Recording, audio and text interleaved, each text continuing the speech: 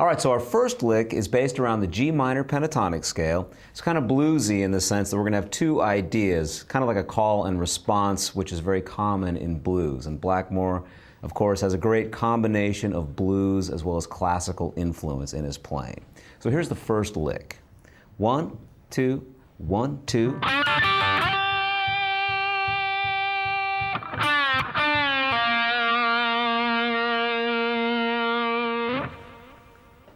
So here I'm starting on beat number 3. I'm going to do a whole step bend from the 5th fret of the G string and then play on the 3rd fret of the B string, 3rd fret of the high E string.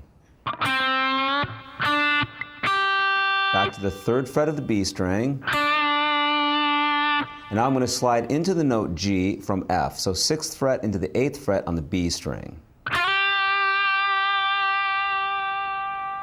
So that's the first part of the lick.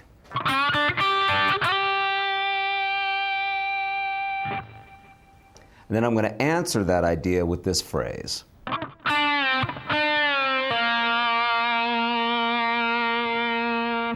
So here I'm going to start off with a pre-bend. I'm going to bend up a whole step and then strike the note and release the bend. I'll do that one more time, but this time pull off to the 3rd fret of the G string. So if we put that together, here's the entire first lick. Starts on beat number 3. 1, 2, 1, 2.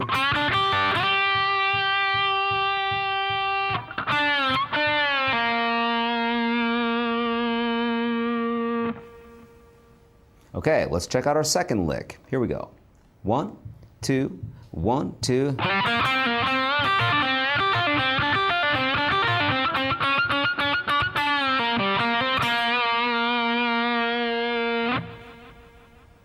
So lick number 2 is also based around the G minor pentatonic scale.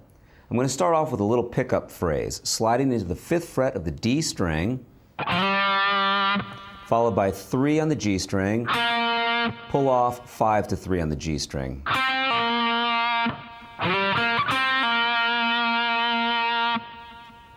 Now I'm going to play a repetitive lick. This is something that every great blues influence player will do. If you play a lick more than once, it really sounds like you meant to do it. It's like you know what you're talking about. And also people listening can really understand what it is that you're saying. So repetitive licks are great. So here are the 4 notes. We're going to bend up a whole step from the 5th fret of the G string, and then we're going to grab 3 on the high E string, followed by 6 pull off to 3 on the B string. Play those 4 notes 2 times.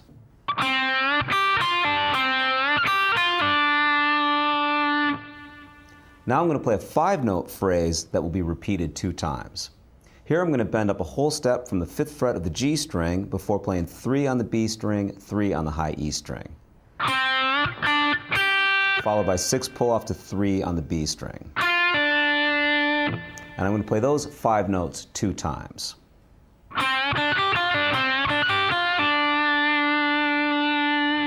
So here's what we've done so far for this lick.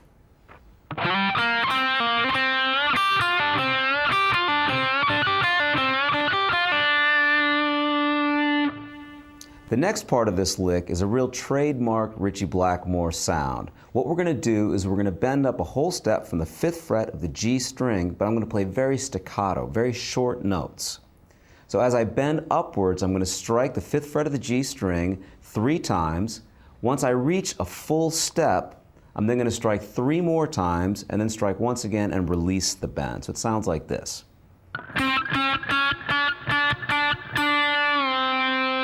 Back to the 3rd fret of the G string, 5th fret of the D string, hammer on 3 to 5 on the G, and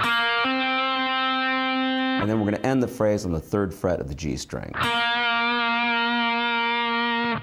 Okay, so if we put all of that together, we've got our second lick, and this starts on beat number 3.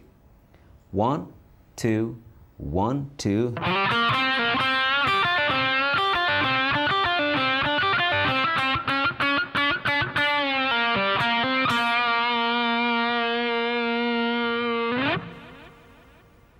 All right, so now we're up to lick number 3. So lick number 3 goes like this.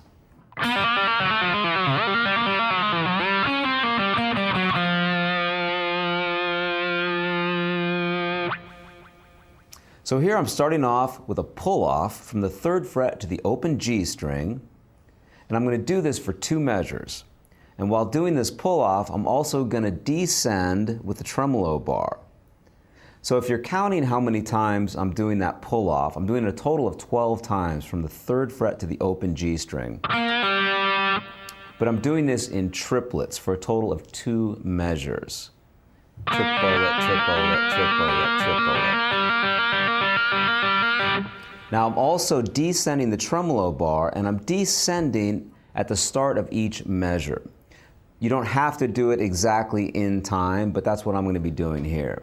So in context, if I count you in, do the pull-offs from the 3rd fret to the open G string, descend the tremolo bar at the start of each of these measures. Sounds kind of complicated, but in context, doesn't sound so tough. It goes like this. 1, 2, 1, 2, 3, 4.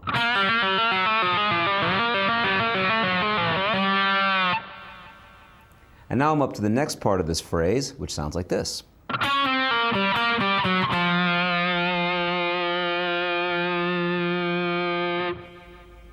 So here we're combining the blues scale in the key of G along with a little chromatic passage, something Blackmore does very effectively. The blues note in the key of G is D flat. So I'm going to start off with that note, 6th fret of the G string. Following that, I'm then going to slide to the 5th fret, pull off to the 3rd fret. Back to our root note G, found on the 5th fret of the D string, 3rd fret of the G string, and here's the chromatic passage, 5, 4, 3 on the D string.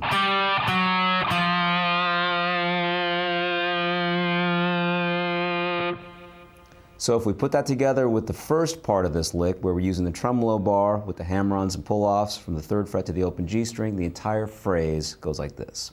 1, 2, 1, 2, 3, 4.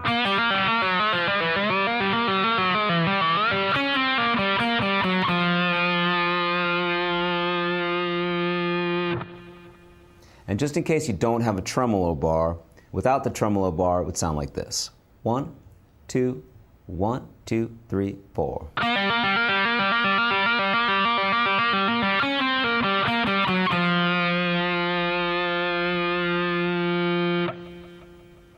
Now we're up to the second part of the solo. We can call this the B section. And here we're going to play some arpeggios.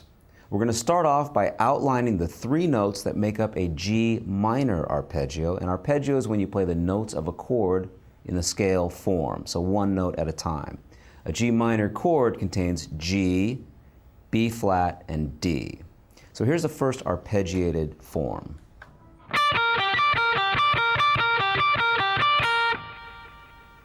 So we're starting off on the 10th fret to the 6th fret of the high E string, followed by the 8th fret of the B string.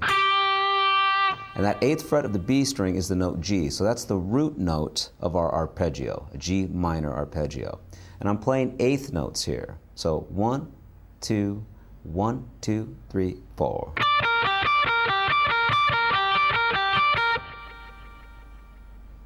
Okay, so we're going to start off 10, 6 on the high E string, followed by 8 on the B string. Repeat those 3 notes, followed by 10 to 6 on the high E string. So far, we've done this. And I'm going to play that 2 times.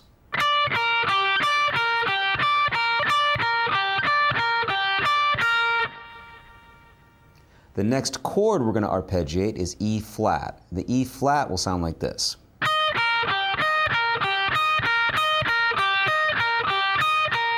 So here we're going to play 11-6 on the high E string, followed by 8 on the B string. Repeat those 3 notes, followed by 11-6 on the high E string. So far for the E flat chord, we've done this. And we'll play that 2 times.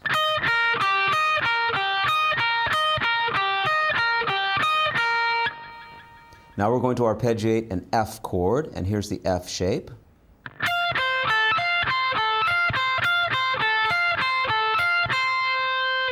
(13-8) on the high E string. The root note F is found on the 13th fret of the high E string. So 13-8 followed by 10 on the B string. Repeat those 3 notes, followed by 13 to 8 on the high E string. So those 8 notes give us 1 measure, and we'll do that 2 times.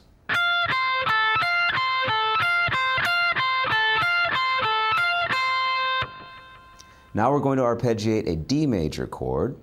So here we're going to have the root note D on the 10th fret of the high E string, followed by the 5th fret of the high E, 7th fret of the B string.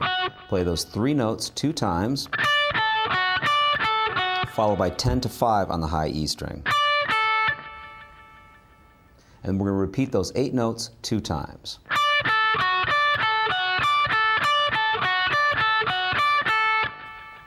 Our next arpeggio is E flat, so here we're simply going to move everything up 1 fret. 11/6 on the high E string, followed by 8 on the B string. Play those 3 notes once again, followed by 11/6 on the high E string, and play those 8 notes 2 times.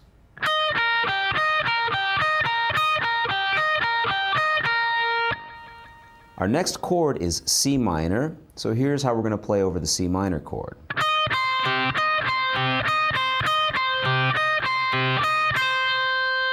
Eleven to 8 on the high E string, followed by 8 on the B string, and play those 3 notes 2 times. Followed by 11 to 8 on the high E string. If we play those 8 notes 2 times, sounds like this.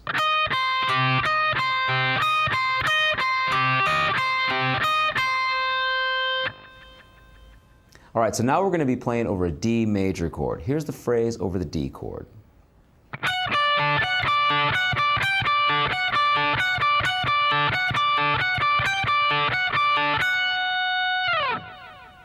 So we're going to start off 14/10 on the high E, followed by 10 on the B string. Play those 3 notes 2 times. Now play 14 to 10 on the high E string. So far we've done this.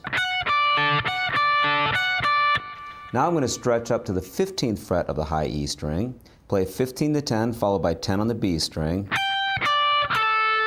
Back to 14 on the high E string, 14, 10 on the high E, 10 on the B, followed by 14 to 10 on the high E string.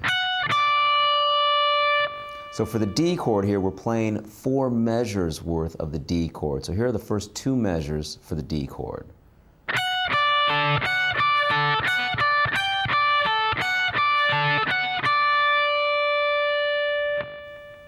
Now I'm going to repeat all that, but I'm going to leave out the last note so that I have time to get to our next phrase. So here's how it sounds for measures 3 and 4 for the D chord.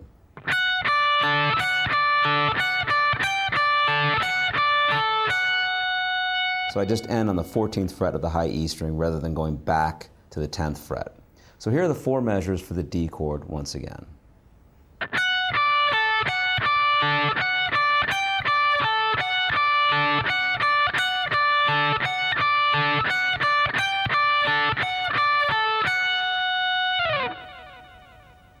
At this point of the song, we're going to have 2 chords per measure, G minor to C minor, and we're going to continue with this arpeggiated idea. So we're going to start off outlining a G minor arpeggio, 10 on the high E, 11 on the B, 12 on the G string. That's our root note there on the 12th fret of the G string. Now we're going to outline C minor, 11th fret on the high E, 13B, 12G. So far we've done this. Now back to this G minor shape, but we're going to add 1 more note. 10 on the high E, 11 on the B, 12 on the G, back to 11 on the B. And now to the C minor shape, 11 on the high E, 13B, 12 on the G. Okay, so for this section where we have 2 chords per measure, here's what we've just learned.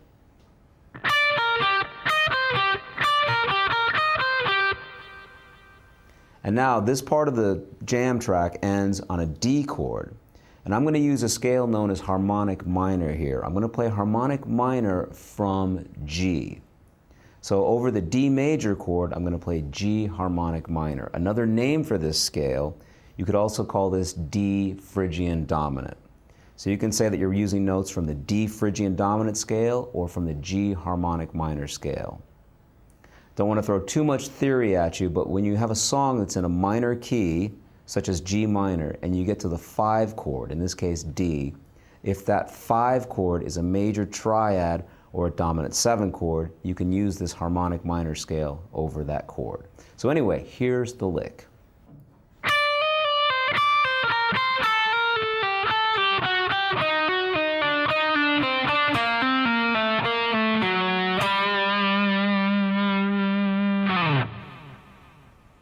So I'm going to start off on the high E string, 10, hammer on to 11, pull off to 10, pull off to 8. 10, pull off to 8.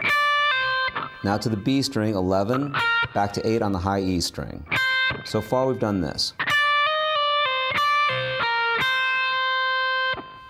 And I'm going to continue with this idea downwards through the scale here.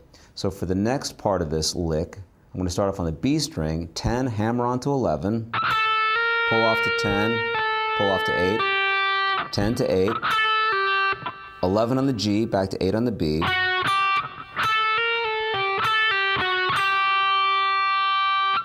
Now I'm going to play 8, hammer on to 11, pull off to 8, pull off to 7 on the G string,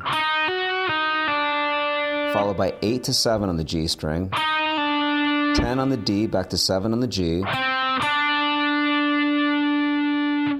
And now I'm going to end this by playing 8, 10, 8, 7 on the D string, just hammer on and pull off. 8, pull off to 7 on the D string. And the final 2 notes, 9 to 10 on the A string. So I end on the note G as the song moves back to the intro riff, that G riff once again. So that final lick, once again, sounds like this.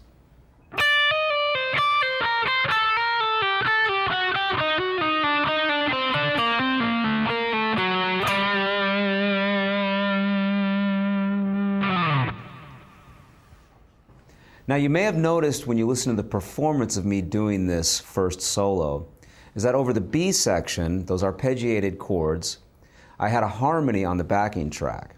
And this is something that Blackmore does quite often in songs such as Highway Star and Burn, among others. He'll have a really pretty arpeggiated melodic section, and he'll have a harmony on that as well. And sometimes John Lord would play the harmony on the keyboard. So I want to show you the harmony that I was playing here. The most common way to get melodic harmonies is to play a third above the notes that you're playing, either a third above or a third below. And what that means is that you take the same scale and you just count up 3 scale steps. So I'm just going to show you the notes. The picking, everything is identical to what you've learned previously for this B section. So I'm not going to labor all of the notes, but I'll show you what notes I am using. So for the first arpeggio, the G minor, where I just demonstrated how to play this G minor arpeggio, for the harmony, I was playing up a third.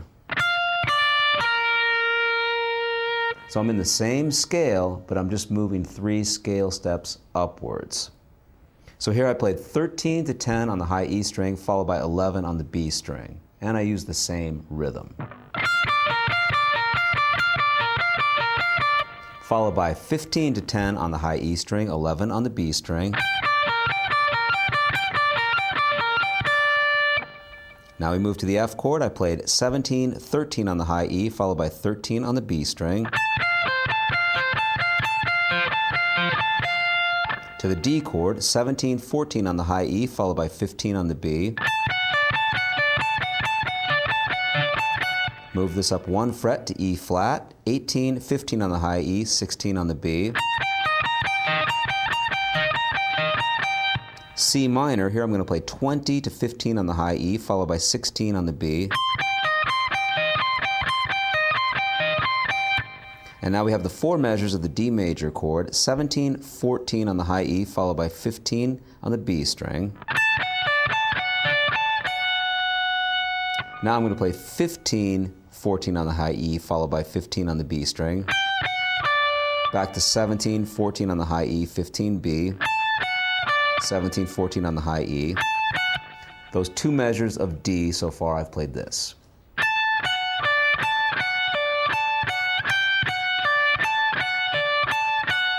And then I repeat that but leave out the last note.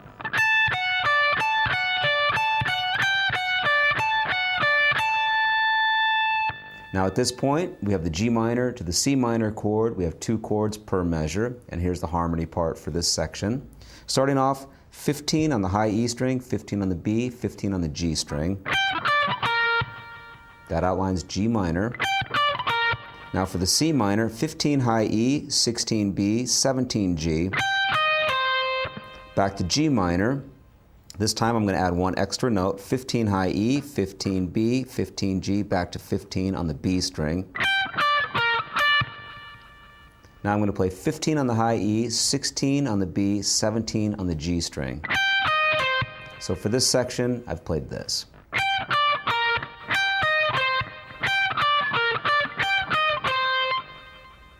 And then to end, rather than doing a harmony over that harmonic minor passage, I simply played an octave, which is something Blackmore does quite often as well. Sometimes he uses an octave pedal to get this effect. But here on the backing track, when I was doing the performance, I had an octave below, and it sounds like this.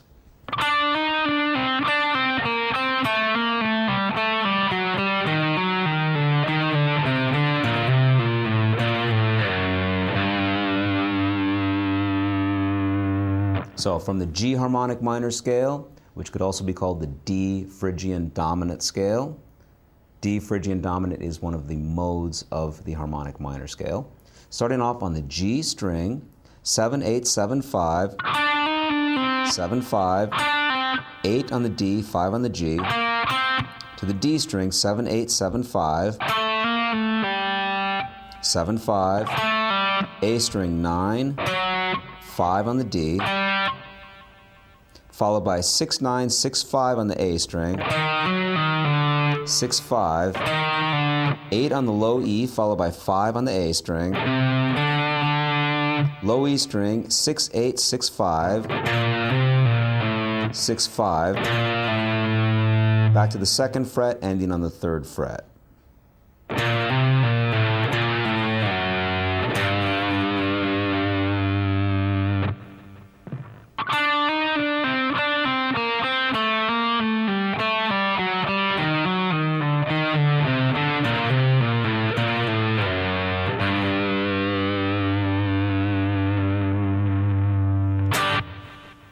And that's the harmony part. So if you want to get together with another guitar player and try and play those harmonies together, or if you want to record one of those parts yourself and then go back and play the harmony, that's a really challenging thing to do and very melodic, always sounds great. So there's the first solo.